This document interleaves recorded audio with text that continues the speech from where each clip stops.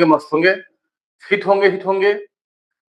आज पुनः एक बार इस सायंकालीन वेला में आपसे बच्चों का हार्दिक-हार्दिक स्वागत है और आगामी परीक्षा की ढेर सारी शुभकामना, बधाई और पूरे टीम की तरफ से बहुत सारा आशीर्वाद, प्यार, दुलार भी है। जैसा कि आप जानते हैं कि ये हमारा 16 डेज़ का चैलेंजिंग कोर्स चल रहा है और हम बस 2 दिन और मौका दिए आप लोगों को 19 और 20 तक आप जो है इसमें पार्टिसिपेट कर सकते हैं। तो 16 डेज़ चैलेंज कोर्स में आज का जो डे है मेरा वो कोर्स 5th डे है, जिसमें मैं लकार को शुरू करने वाला हूँ। उससे पहले एक बार फिर से इन्फॉर्म कर दूँ आपको कि जो भी आपके दोस्त हैं, आपके जो संबंधी हैं, जो पड़ोसी आपके हैं, उनसे आप बात करिए, जुड़वाइए उन बच्चों को। ये आपके लिए फ़ायदेमंद होगा और उन बच्चों के लिए फ़ायदेमंद होगा। एक बहुत सुंदर प्लेटफ़ॉर्म मिलेगा बच्चों को। साथ में एक ऐसा वे मिलेगा जहाँ से वे नंबर गेट कर सकते हैं, नंबर गेन कर सकते हैं, वो भी हायर नंबर, क्योंकि हम लोग का स्लोगन इस बार का है, अब की बार होगा सबका 450 प्लस पार हो जाएगा। तो कब होगा? जब आप हमसे जुड़ेंगे, जब हम हमको फ़ॉलो करेंगे और जो हमारे रूल्स हैं, जो पढ़ाने के तरीके हैं, उन पर चलेंगे, तो अवश्य होगा इस बार। तो बस 19 और 20 2 दिन और हैं आपके पास, आज और कल तक, जहाँ पे आप हमारे इस चैलेंजिंग कोर्स के पार्टिसिपेट कर सकते हैं, इसके मेंबर बन सकते हैं। सिंपल सा कुछ करना नहीं है आपको, प्ले स्टोर पे ऐप एसएनटी एजुकेशन अकेडमी का प्ले स्टोर से ऐप लोड करना है, खुद को इनरोल करना है और बस थोड़ा-सा अमाउंट एक है, जो है कि 599 का अमाउंट है, जो आपको पेड करना होता है और उस पेड सर्विस के साथ आप हमारे साथ जुड़ते हैं 60 दिनों के लिए और 60 दिन में पूरा कोर्स करने की गारंटी हम लेते हैं आपसे। बिल्कुल इसमें कोई किंतु-परंतु लेकिन नहीं होगा। सारे टीचर्स बोनाफाइड हैं, सारे टीचर्स एक्सपीरियंस होल्डर हैं। वो अपने अनुभवों को साझा करेंगे आपसे और कैसे अच्छे मार्क्स लाएँगे आप, उसके लिए आपको एक बेहतर एक टेक्निक वाली जो पढ़ाई पढ़ाएँगे आपको। तो हम रिक्वेस्ट है आप सभी बच्चों से कि अगर आप जुड़े हैं तो अच्छी बात है, अपने दोस्तों को बोलिए, जो अगल में बगल में जो बच्चे हैं उनको बोलिए, क्योंकि ऐसा प्लेटफ़ॉर्म हमेशा नहीं मिलता है और ऐसा एक सुनहरा जो मौका मिला है आपको, तो get a good opportunity to join this class, so join fast. जो समय को बिना गँवाए आज क्लास शुरू करते हैं, वह होगा लकार। लकार हमने क्यों चुना? क्योंकि इसके पहले जो क्लास में आपको पढ़ाया था उपसर्ग। उपसर्ग भी आपको एक बेसिक चीज़ था, जहाँ वो जाना ज़रूरी था। लेकिन अब क्या है, बेस क्या लकार आपका है। लकार के बिना आप ना संस्कृत को समझ सकते हैं, ना पढ़ सकते हैं, ना लिख सकते हैं। तो जब हम विकलांग हो गए कुछ कर सकते हैं क्या? नहीं ना। तो आपको हम एक हैंड देने आए हैं, लकार के माध्यम से ये बताने वाले हैं कि लकार अगर आपको आ गया, अनुवाद बनाने आ गया, तो आप क्या हो जाएँगे, राजा। दैट मीन्स आपका जो नंबर होगा, काफ़ी गेटिंग नंबर होगा, जैसे कि अब आपको आना है, वाक्य परिवर्तन आना है, अशुद्धि संशोधनम पढ़ना है आपको, फिर गद्यांश है, पद्यांश है, नाटक्यांश है, सब में लकार का काम है। बिना लकार के कुछ संभव है नहीं। जैसे इंग्लिश से पढ़ते हैं, टेंस जो है ना बैकबोन है आपका। उस तरह से संस्कृत की लकार जो है ना बैकबोन होता है यहाँ पे। तो हम आज जो पढ़ने वाले हैं, वो पढ़ने वाले हैं लकार। लकार पहले से आप पढ़े होंगे, इसमें नो डाउट आप पहले से पढ़े होंगे, सर जी पढ़ाए होंगे आपको। लेकिन आज कुछ अंदाज अलग होगा और जब अंदाज मेरा अलग होगा, तो उसका अंजाम भी अलग होगा। कैसे आपको सीख लेना है, क्योंकि हमने बताया आपको कि हम संस्कृत यहाँ पढ़ाते नहीं हैं, बच्चों को यहाँ पे संस्कृत हम सिखाते हैं बच्चों को। आप सीख जाएँगे यदि मेरे साथ आप जुड़ते हैं, हमें फॉलो करते हैं तो। तो आज का जो टर्म है वो है किसका? लकार का टर्म है। तो लकार आपको पढ़ना है और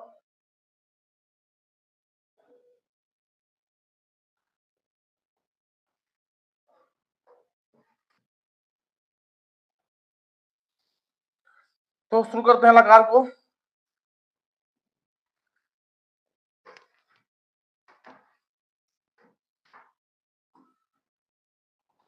जरा सा पेन करना होगा, पिंक, तब जाके दिखाई देगा आपको क्लियर।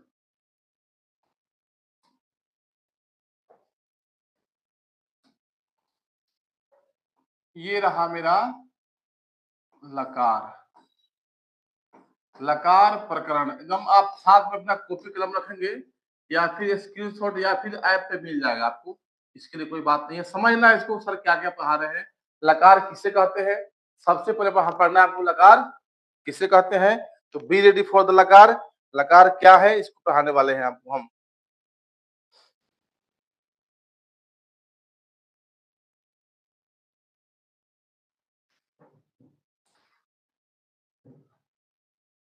तो लकार क्या है, तो कह सकते हैं यहाँ पे लकार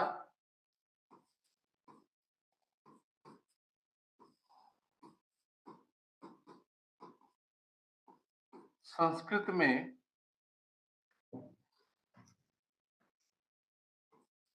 काल के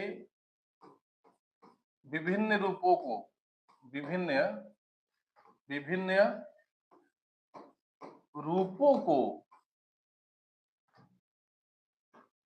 विभिन्न रूपों को दर्शाने के लिए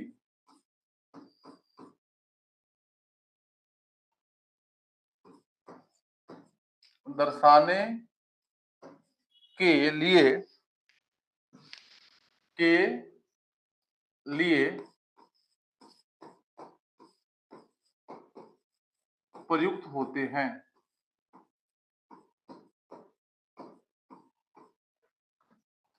प्रयुक्त होते हैं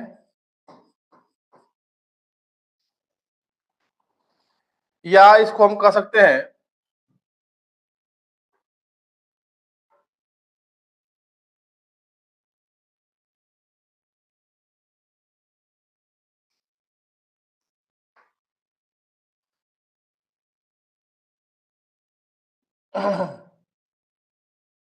या इसे हम कह सकते हैं कि लकार क्रिया का वह रूप है, या इसको अथवा कर सकते हैं आप पे, अथवा दो डेफिनेशन इसका दे सकते, दो परिभाषा है। अथवा लकार क्रिया का वह रूप है, लकार क्रिया का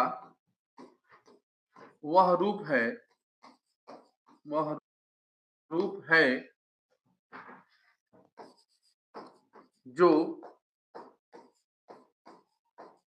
जो समय के साथ जो समय के साथ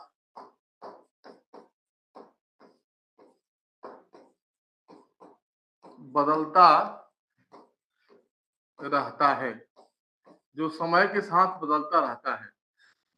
लकार क्रिया का वह रूप है जो समय के साथ बदलता रहता है, या फिर कहते हैं लकार संस्कृत संस्कृत काल के विभिन्न रूपों को रूपों को दर्शाने के लिए प्रयुक्त होते हैं। लकार संस्कृत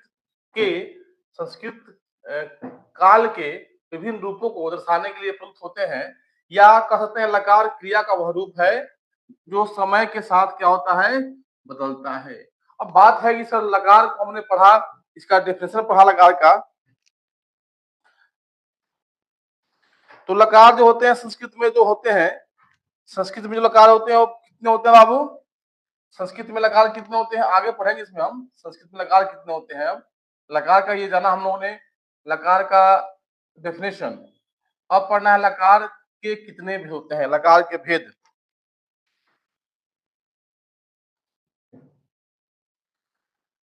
संस्कृत में लकार संस्कृत में लकार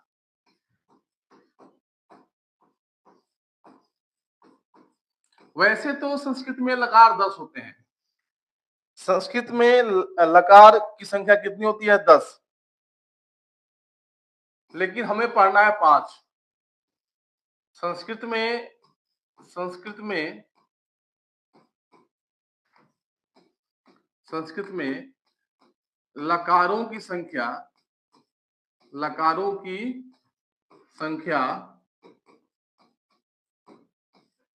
10 होती है। 10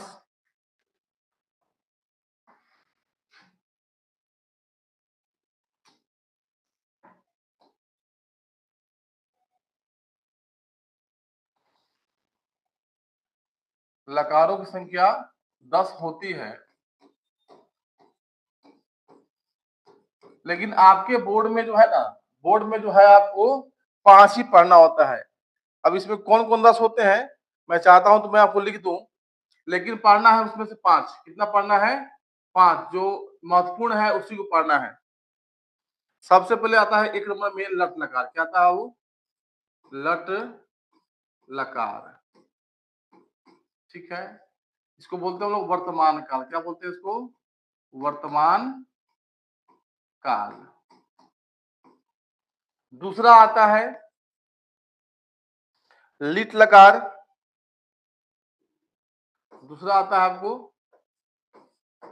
लिट लकार, जिसको बोलते हैं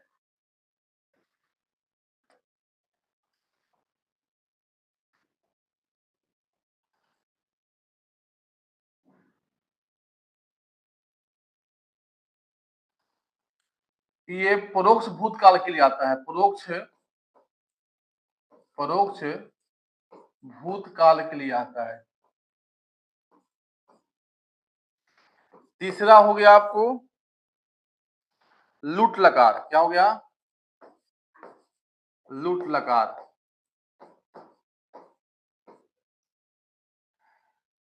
जो होता है ये भविष्य का, ये भी भविष्य के लिए होते हैं। यहाँ पे भविष्य के लिए होते हैं। यहाँ पे चौथा है लिट लकार। लिट लकार, लिट लकार सामान्य भविष्य काल। ये हो गया सामान्य भविष्य काल।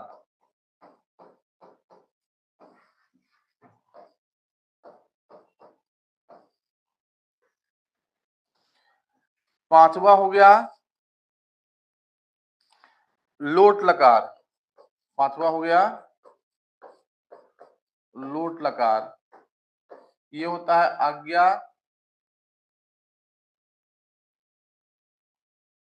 आज्ञा या आदेश। आज्ञा या आदेश।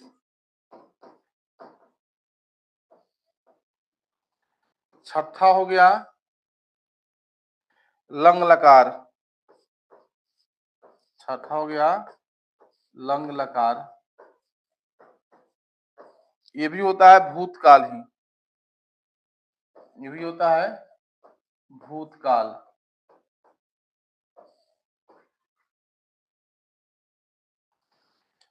सातवां हो गया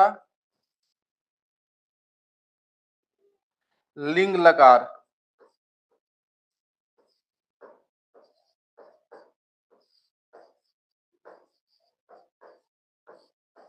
ये हो गया आपको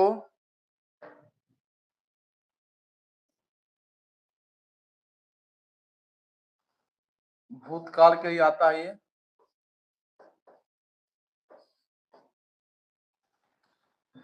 आठवां हो जाएगा आपको लूट लकार, लुंग लकार। लुंग लकार ये भी होता है आपको किसके लिए? भूत के लिए होता है, भूतकाल। नौवा हो गया आपका लिंग लकार।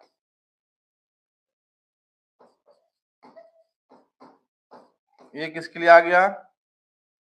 ये भी भूत के लिए आ गया। और 10वां हो गया आपका लेट लकार।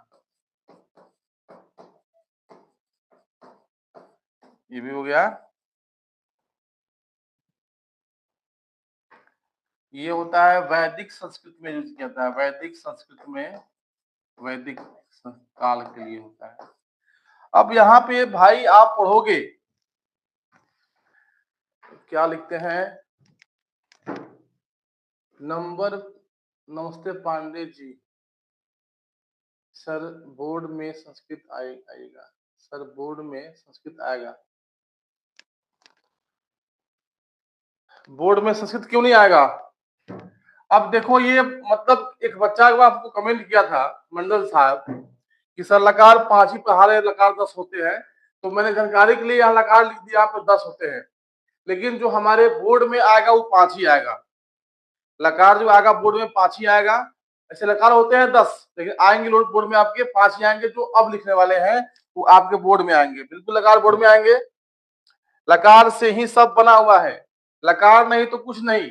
लकार अगर हो गया तो गद्यांश आप बना लेंगे, संख्यावाची बना लेंगे, प्रश्न निर्माण बना लेंगे, वाच परिवर्तन बना लेंगे, लकार नहीं है तो कुछ नहीं बनाएंगे आप। इसे लकार पढ़ना बहुत ही जरूरी है जानवी मंडल जी। तो ओके, तो बोर्ड में जो आपके आएगा उसमें लकार 5 होते हैं। लकार कितने होते हैं उसमें? 5 होते हैं। ये जो बताया मैंने कि लकार के कितने काइंड होते हैं, तो ये जो 10 बताया है आपको हम, ये 10 पूरे लकार लकार 10 होते हैं, लेकिन जो आपके बोर्ड में आएंगे अब उसको लिखते हैं, उसकी बात करते हैं यहाँ पे हम। तो लकार जो है संस्कृत में जो बोर्ड के अनुसार लकार कितने होते हैं? लकार 5 होते हैं। कितने होते हैं लकार? 5 होते हैं। अब ये 5 कौन कौन होते हैं? तो फर्स्ट में जो हो गया, क्या हो गया आप आपका? लट लकार हो गया। क्या हो गया? लट लकार हो गया। ठीक है। सेकेंड में क्या हो गया? लट लकार को क्या बोलते हैं? वर्तमान काल। क्या बोलते हैं इसको? वर्तमान काल। सेकेंड में हो गया आपको लंग लकार। लंग लकार, इसको बोलते हैं भूतकाल। इसको बोलते हैं भूतकाल। तीसरा नंबर में आएगा आपको लिट लकार। इसको बोलते हैं हम लोग भविष्यत काल।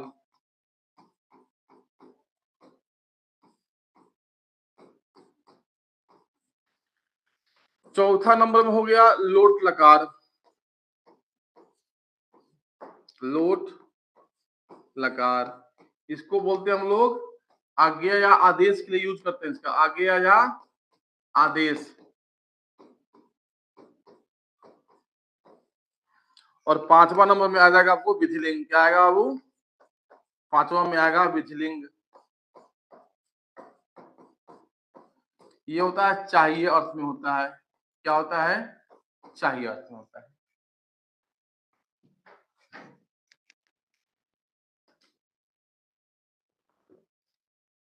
ये पूछते हैं कि आपका पूरा नाम। क्वेश्चन भी करिए सर जी। अभी तो स्टार्टिंग है तो क्वेश्चन क्या करें आपसे? जब पढ़ाएंगे डिटेल्स तो क्वेश्चन करेंगे आपसे, समझ में आ रहा है कि नहीं आ रहा है आपसे। मेरा पूरा नाम है विशेश्वर पांडे। जो सर्टिफिकेट नाम है वह विशेश्वर पांडे है। क्लियर?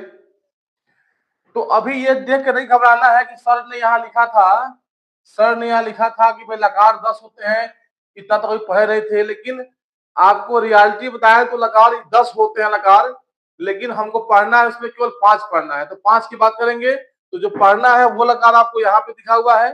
ये रहा वो लकार जो हमें पढ़ना है। ये क्या क्या हो गए? ये लट लकार हो गए। ये हो गए लट लकार। सेकेंड में आ गया लंग लकार। थर्ड में आ गया लिट लकार। फोर्थ में आ गया लोट लकार। और फिफ्थ में आ गया विधिलिंग। ये 5 पढ़ने हैं और पांचों का अनुवाद पढ़ना है, क्योंकि अनुवाद पढ़ने आ जाएगा तो संस्कृत का समझिए मूल जड़ यही है, जहां से आप कुछ पढ़ना लिखना सीख लेते हैं। तो क्यों नहीं इसको हम अच्छा कर ले। फिर अब इस लकार के बाद जो लगभग चलेगा 2-3 दिन चलेगा ये, उसके बाद हम बुक का फर्स्ट चैप्टर शुरू करेंगे उसके बाद। ठीक है। तो अभी हम शुरू कर देंगे अपना लट लकार शुरू करेंगे। लट लकार क्या होता है इसको शुरू करेंगे यहाँ पे। तो देखिए हम पढ़ा रहे हैं आपको भी लट लकार। जो पहला लकार है वह है आपका लट लकार। क्या है आपका? वो लट लकार, जिसे हमने क्या कहा है? वर्तमान काल। जो काम अभी हो रहा है उसी को कहते हैं वर्तमान। जो काम अभी चल रहा है, जैसे मैं पढ़ा रहा हूँ तो ये वर्तमान काल हो गया, मैं पढ़ा रहा हूँ। ठीक है। तो वर्तमान काल में जो काम होता है वह वर्तमान, जो अभी जो काम होता है वही वर्तमान काल कहलाता है। क्लियर? आगे देखिए आप कि भाई इसकी पहचान क्या है। तो पहचान इसकी यही है कि वह अभी अभी जिस टाइम में लगा हुआ है वही वर्तमान काल की पहचान होती है। तो जो वर्तमान समय का बोध कराता है, ये कह सकते हैं यहाँ पे वर्तमान काल लट काल किसे कहते हैं? तो जो वर्तमान समय का बोध कराता है, वर्तमान समय का बोध कराता है, बोध कराता है, लट लकार कहलाता है। लट लकार कहलाता है।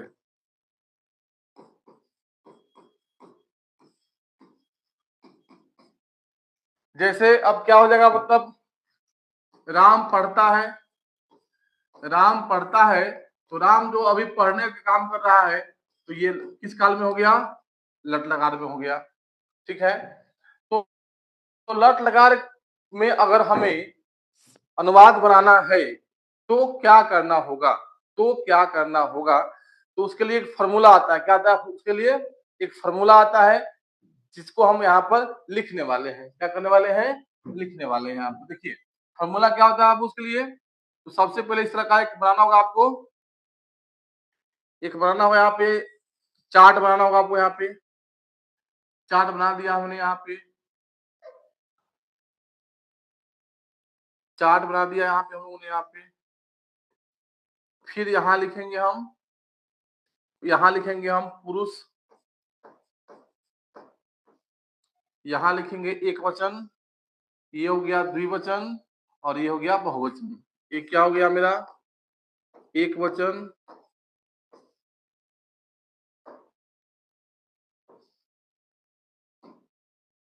ये हो गया आपको द्विवचन, और ये हो गया बहुवचन। कहने का मतलब है संस्कृत में 3 वचन होते हैं। संस्कृत में कितने वचन होते हैं? 3 वचन होते हैं, 3 पुरुष होते हैं और 3 लिंग होते हैं। और भी याद रखिएगा, संस्कृत में 3 वचन, 3 पुरुष और 3 लिंग होते हैं। मैं इसको लिख दूं यहाँ पे, संस्कृत में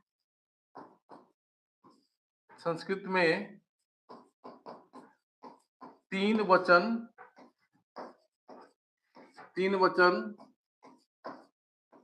3 पुरुष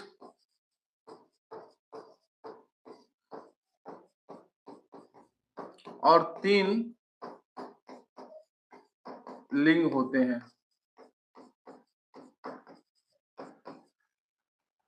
तो इसका सूत्र क्या है बाबू? इसका सूत्र क्या है? इसका सूत्र क्या है? तो पुरुष में पुरुष कितने होते हैं? 3 होते हैं। तो प्रथम पुरुष, मध्यम पुरुष और उत्तम पुरुष होते हैं यहाँ पे। तो प्रथम ये क्या हो गया? प्रथम क्या हो गया? प्रथम। दूसरा क्या हो गया? मध्यम। और तीसरा क्या हो गया? उत्तम।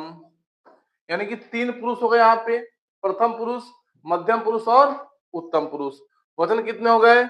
एक वचन, द्विवचन, बहुवचन। जो फॉर्मूला है इसका देखिए, इसका यहाँ पे, तो ये कहता है यहाँ पे ती, क्या कहता है यहाँ पे? ती तह अंति, ती तह अंति। मध्यम में क्या आ गया यहाँ पे? सी खह ख।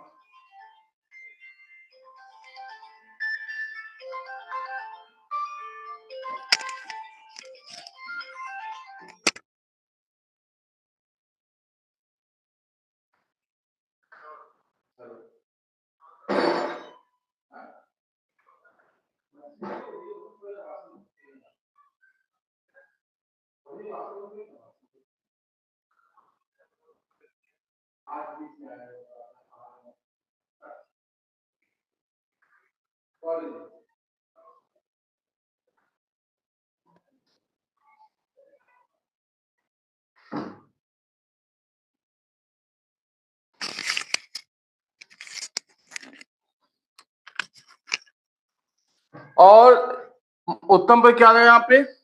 आमी, आवह, आमह। अब ये फॉर्मूला हुआ, इस फॉर्मूला पे हम क्या करते हैं? धातु को धातु रूप में बदल देते हैं, थोड़ा सा आसानी मिल जाएगा आपको। ठीक है, तो ये जो फॉर्मूला है ये भी बहुत जरूरी है। इसके बाद हमें कुछ संज्ञा पद को याद करना पड़ेगा, जैसे बहुत बच्चों को याद नहीं होगा इसमें कि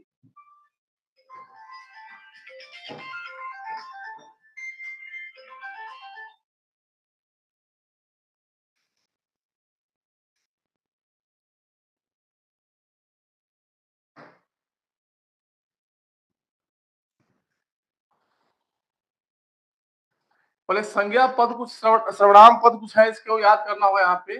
जैसे कि अगर वह सह मिस क्या होता है, वह होता है। ये सारे बहुत महत्वपूर्ण है, जिसे याद करना पड़ेगा आपको। सह तो मिस क्या होता है,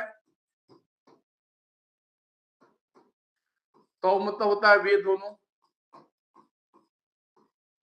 ते मतलब क्या होता है बाबू, ते मतलब वे लोग या वे सब। ये किसके लिए आता है, तो केवल ये पुरुष के लिए आता है। किसके लिए आता है आपको, केवल ये पुरुष के लिए आता है। फिर आते हैं सा। सा मतलब वह, स्त्री के लिए आएगा। तो सा सॉरी सा ते, सा ते, ते मतलब वे दोनों। और सा ते ता, ता मतलब हो गया वे सब, वे सब या वे लोग। ये सिर्फ आएगा किसके लिए आएगा, तो ये स्त्री के लिए आएगा। क्लियर। उसके बाद आइए, त्वम मतलब होता है तुम। ये सब बहुत जरूरी है याद करना, क्योंकि अनुवाद इसी से बनेगा आपका। त्वम मतलब होता है तुम। यहाँ पर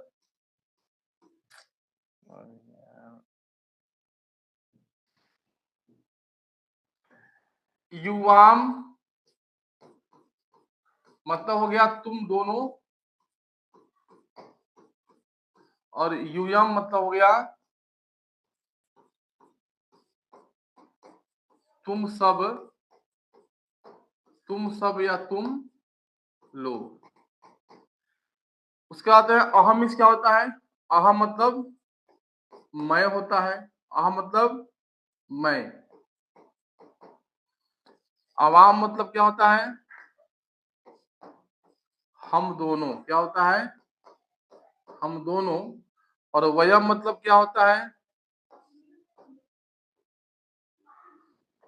हम लोग या हम सब, या हम सब। देखो इंग्लिश की बात अलग है, संस्कृत की बात अलग है। इंग्लिश में शब्द संख्या कम है, इसलिए यू मतलब सब चलता है। यू मतलब सब चलता है। अब यू मतलब क्या होता है इंग्लिश में, यू मतलब होता है तुम होता है, आप होता है, तुम सब होता है, तुम सब होता है, आप सब होता है। एक ही मीनिंग के लिए कई मतलब निकल जाते हैं वहां पे। लेकिन संस्कृत में कहता है नहीं, संस्कृत के पास शब्दों की संख्या कम नहीं है। संस्कृत के पास असीमित शब्द होते हैं, असीमित शब्द। तो उसने कहा नहीं, तुम मतलब तुम, लेकिन आपके लिए अलग मीनिंग होगा। जो शिक्षक आपको नहीं बता पाते हैं कि आपके लिए क्या मीनिंग होता है, वह मैं आपको दिखा रहा हूं। आपके लिए अलग मीनिंग होता है। आपके लिए क्या होता है, देखिए यहाँ पे भवतः मिस होता है आप, भवतः मिस हो गया आप। जब आप कहीं लिखा हो तो आप भवतः लिखेगा। भवतः, भवंतौ मतलब हो गया आप दोनों, आप दोनों। और यहां हो गया भवंतः, मतलब हो गया आप सब या आप लोग। ये बहुत महत्वपूर्ण है, पहले इसको आप उतार लें या आप स्क्रीनशॉट ले लें, अच्छा रहेगा आपके लिए। ये बहुत आपके लिए जरूरी है। ये मैं हट गया हूं, आप इसको उतार सकते हैं।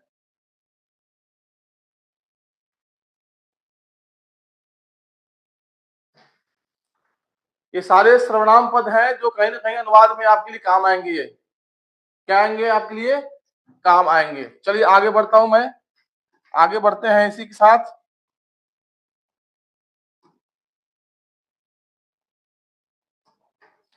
अब है जो हम लोग फॉर्मूला लगाए थे, ती था अंति सी था आमी आवा आमा, जो हम लोगों ने फॉर्मूला लगाया था।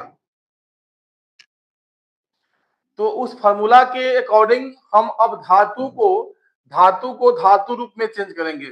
अब धातु धातु रूप में क्या अंतर होता है, कुछ इसका देखिए फर्क यहाँ पे, ये जानना जरूरी आपके लिए है। मान लो यहाँ धातु हो गया, क्या हो गया यहाँ पे, धातु हो गया। तो इसमें क्या आ गया, पठ आ गया। हाँ जी, लिख आ गया, ये सब क्या है? धातु है। गच्छ आ गया, ये सब क्या है? धातु है। वध आ गया, क्या है? ये धातु है। अब हमको सीखना है इन धातु से धातु रूप कैसे बनाए, इन शब्दों से धातु रूप कैसे बनाए। तो उसी फॉर्मूला का यूज करेंगे यहाँ पे। यहाँ पे लिखेंगे धातु रूप। धातु रूप क्या चलेगा भाई? तो फिर से वही फॉर्मूला यूज करना होगा, फिर से वैसा ही एक हमको क्या बनाना होगा? फॉर्मेट बनाना होगा। चलो बना लेते हैं फॉर्मेटिक। यहाँ पे मतलब फॉर्मेट बना लिया, ये रहा मेरा फॉर्मेट। फिर इसको लिखेंगे आप, पुरुष लिखेंगे, एक वचन, द्विवचन, बहुवचन। यहां लिख लो आप पुरुष। अब धातु में रूप में कौन धातु करना हमको? मान लो पट धातु को चेंज करना है, पट को बदलना है। हाँ जी, क्या करना है? पट धातु को ही बनाना है हमको। यहाँ पे पट धातु को देखो, यहाँ रहा मेरा एक वचन, ये हो गया मेरा द्विवचन, और ये हो गया मेरा बहुवचन। चलो, ये हो गया मेरा बहुवचन। क्लियर? जहां प्रॉब्लम हो वहां बोलिएगा। फिर डिवाइड करते हैं इसको हम लोग पुरुष में। अब पुरुष में डिवाइड करते हैं तो ये कौन पुरुष हो गया? ये प्रथम पुरुष हो गया, यहाँ मेरा मध्यम पुरुष हो गया, और ये रहा मेरा उत्तम पुरुष हो गया। चलो भाई, ये भी समझ में आ गया बात। अब इस पठ को क्या करना है? उसी धातु पर चेंज करना है। यहाँ पे उसमें क्या था? ती त अंति था। प्रथम में क्या था? ती तह अंति। जोड़ दो यहाँ पे, पठ पठ पठ, पुनः पठ पठ पठ पठ पठ पठ। अब बाकी जो फॉर्मूला है उसको यहाँ पे डाल देना है। ये धातु रूप मेरा बन जाएगा यहाँ पे। अब क्या था? फर्स्ट में क्या था? यहाँ पे ती था, तो ये बना दिया पठती। सेकेंड में क्या था? ती तह था, तो ये बन गया तह पठता हो गया। यहाँ था अंति था, तो ये अंति लगा दिए, हो गया पठंती। यानी पढ़ती पढ़ता पठंती। सेकेंड में क्या था? सी था, तो ये कर दिए सी, पटसी। यहाँ था तो था कर दिया पठथा। यहाँ हो गया पठत, पठत। देखिए संस्कृत में क्या होता है ना, संस्कृत में अ मतलब कुछ नहीं होता है। संस्कृत में मतलब होता है अ मतलब कुछ नहीं, अ मतलब कुछ नहीं। तो आमी लिखा है यहाँ पे, आमी। तो आमी में क्या होगा? यहाँ में आमी में अ हट जाएगा, क्या बचेगा? आकार और मी बचेगा। तो जोड़ दो यहाँ पे आकार, और यहाँ मी जोड़ दो, अमी पठामी। ये हो गया पठावा, और यहाँ हो गया पठामह। इस तरह से हम धातु रूप किसी का बना सकते हैं। वो पठ का हो, हस का हो, गस का हो, गम का हो, लिख का हो, धाव का हो, क्रीड का हो, किसी का भी धातु रूप आराम से आप बना सकते हैं इसी बेस पर। अब आते हैं हम लोग, जब इस बेस को पकड़ लेंगे तो आप प्रयास कीजिए कल घर पे क्या करें, अपने से खुद से इसी बेस पर आप जो है ना इन धातुओं से धातु रूप बनाइए। इससे क्या बनाना आपको? इससे धातु रूप बनाइए, और हमें कल बताइए। कल फिर क्लास इसी वक्त इसी समय शुरू करेंगे आपका हम। तो कल आप धातु रूप बनाइए इससे, इससे पट से, लिख से, गच से, वध से। और हमें बताइए किस तरह आपको आया कि नहीं आया, या फिर कोई डाउट है तो अभी हम बताइएगा कि अगर धातु से धातु रूप बनाने में कोई डाउट है तो बताइएगा। हालांकि डाउट नहीं होना चाहिए, क्योंकि बहुत प्रेम से मैंने आपको समझा दिया है, और पहले से भी कुछ ना कुछ आप इस बारे में पढ़े ही होंगे। तो नो डाउट आगे बढ़ते हैं। अब अनुवाद कैसे करें भाई? अनुवाद कैसे करें? तो ये जानते हैं अनुवाद कैसे करें हम। देखिए, अब है लट लकार पे अनुवाद। अनुवाद किस पे है? तो लट लकार पे अनुवाद करना है। क्या करना है? अनुवाद करना है। तो उसके पहले थोड़ा सा एक ट्रिकली है। यदि सब लिखा है यहाँ पे स तौते, देखो यहाँ पे सह तौ ते, स तौते। फिर यहाँ लिखा है त्वम स तौते, या फिर सा तेता। स तौते दोनों क्या आते हैं?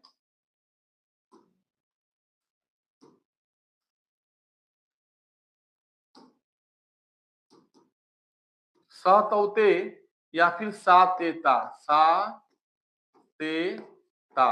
ये जहां भी रहेंगे ना बाबू, ये जहां भी रहेंगे लट लकार में होंगे वह, ये अगर लट लकार में होंगे मतलब ता है, ती है, हो प्रेजेंट काल में हो लट लकार की बात कर रहा हो वहां पे, तो आप क्या करेंगे, यहाँ पे ती लगाना है, अलवेज ती जोड़ना है, ती, यहाँ पे तह जोड़ना है और यहाँ पे अंति जोड़ना है। बहुत ध्यान समझना है इसको कैसे हम जोड़ रहे हैं। फिर त्वम में क्या होगा, यहाँ पे सी होगा, युवा में थ होगा, युवम में थ होगा, अहम में आमी होगा, आवाम में आवा होगा और वयम में आमा होगा। ठीक है, और एक और इसमें ऐड कर लीजिए आप, एक और भी ऐड कर लीजिए। क्या ऐड कर लीजिए, देखिए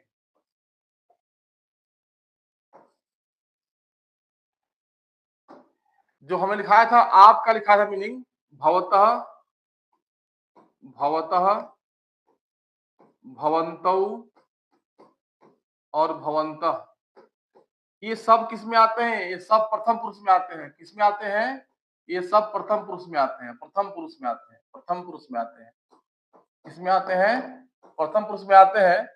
ये त्वम युवाम यो में किस पुरुष में आता है बाबू, ये मध्यम पुरुष में आता है। किस पुरुष में आता है, मध्यम पुरुष में आता है। ये अहम अहम मयम किस में आता है, उत्तम पुरुष में आता है। किस में आता है, उत्तम पुरुष में आता है यहाँ पे। ठीक है, अब सर क्या ऐड करें यहाँ पे, तो लिख दिया यहाँ पे, अगर जहां भी रहेगा ये, जहां भी स हो, सा हो, भवता हो, वहां पे ती करिएगा। जहां पे तौ हो, ते हो, भवंतो, वहां पे तह करिएगा। और जहां पे ते हो, ता हो, भवंता हो, वहां पे आप अंति करिएगा। अब देखिए कितना सिंपली इससे आपको अनुवाद बन जाता है, कितना सिंपली अनुवाद बनेगा इसे देखिए आप यहाँ पे। अब इसी बेस पे अनुवाद को देखते हैं। अब कहता है कि वह पढ़ता है, क्या है वह पढ़ता है। सो सिंपल, अभी सिंपल बता रहे हैं, बाद में इसमें जोड़ेंगे, आपको कारक भी लगाएंगे, क्योंकि वह कारक इतना सिंपल बोर्ड में नहीं आएगा आपको। लेकिन अभी मेरा प्राइमरी स्टेज है लकार के लिए, इसलिए सो सिंपल बता रहे हैं कि आपको समझ में आ जाइए। जब हम थोड़ा सा आगे बढ़ेंगे, कल पढ़ेंगे, तो कल लकार में पढ़ाएंगे, कारक जोड़ेंगे, क्योंकि कारक से ही जुड़ के आपके बोर्ड में आते हैं। अब गंगा हिमालय से निकलती है, वृक्ष से पत्ते गिरते हैं, तब इससे का क्या होगा, गंगा हिमालय से निकलती है, से का क्या होगा, का के क्या होगा, इन सारी बातों को भाई पढ़ना होगा ना यहाँ पे, तो उसको थोड़ा सा डीप कल पढ़ाएंगे। आज सिंपली बस सिखाना है आपको कि आपका जो टेंशन हो, डर हो, अनुवाद कैसे बनेगा, उसको सीखना है। तो ये मस्ट है, इसको आप लिख लेंगे, छोटे लेंगे इसका आप, इससे क्या होगा, आपका डर खत्म कर देंगे। देखिए आप कैसे हम इजी बनाते हैं आपके। अब वह पढ़ता है, तो वह के लिए क्या लिखा है आपको, हम वह के लिखा है सह मिस वह होता है, पढ़ता तो लड़का ही होगा, वो जब वो पढ़ता तो लड़का ही होगा ना जी, यहाँ पे लड़का होगा, तो यहाँ पे स हो गया, तो स मिस क्या होता है, वह तो स यहाँ लिख दिया मैं यहाँ पे। पढ़ना क्या होता है, पढ़ना क्या होता है, पठ होता है, क्या होता है, पठ होता है। अब देखो, अब स में क्या जोड़ना है हमको, स में जोड़ना है यहाँ पे ती, तो बस यहाँ ती डाल दो, मेरा अनुवाद बन गया। है कि नहीं वंडर, है कि नहीं म्यूजिक, ये कितना आसान सा कर दिया आपके लिए, देखिए कितना आसान हो गया आपके लिए। देखिए यानी कि मतलब वह पढ़ता है, स्वपढ़ती बन गया मेरा। कैसे बना दिया मैंने, तो सबसे पहले लिखा है कि वह, मैं, तुम का लिखा है, तो उसको आप याद कर लोगे। तो वह की मीनिंग क्या होगा, यहाँ पे स हो गई, बात साफ है। पढ़ना क्या होता है, पढ़ना क्या होता है, पठ होता है ना जी, पढ़ना का पठ होता है, तो पठ लिख दिया, स में क्या जोड़ना है, टी जोड़ना है, बन गया मेरा अनुवाद, है नहीं जी। एक और देखिए, तुम तुम किताब पढ़ते हो, तुम क्या पढ़ते हो, तुम किताब पढ़ते हो, तो तुम के लिए क्या होगा, यहाँ पे तुम होगा, क्या होगा, तुम होगा। मुझे मैंने प्रीवियस लिखाया था, सब मैं अपने लिखाया हूँ, देखिए यहाँ पे आपको, यहाँ दिखाया, मतलब मैं लिखाया हूँ यहाँ पे, तुम का क्या लिखाया, यहाँ पे तुम लिखा है ना बाबू, तुम का तुम होता है, तुम लोग का युवाम होता है, तुम सबका योम होता है, सबका लिखाया मैंने यहाँ पे।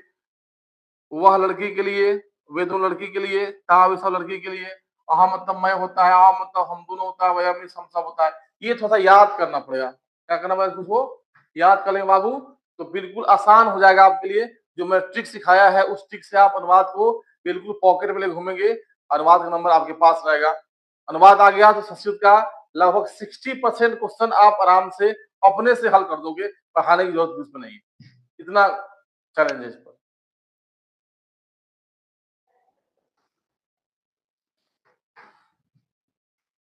अब देखो यहाँ पे, तो ये मैं बता रहा था आपको।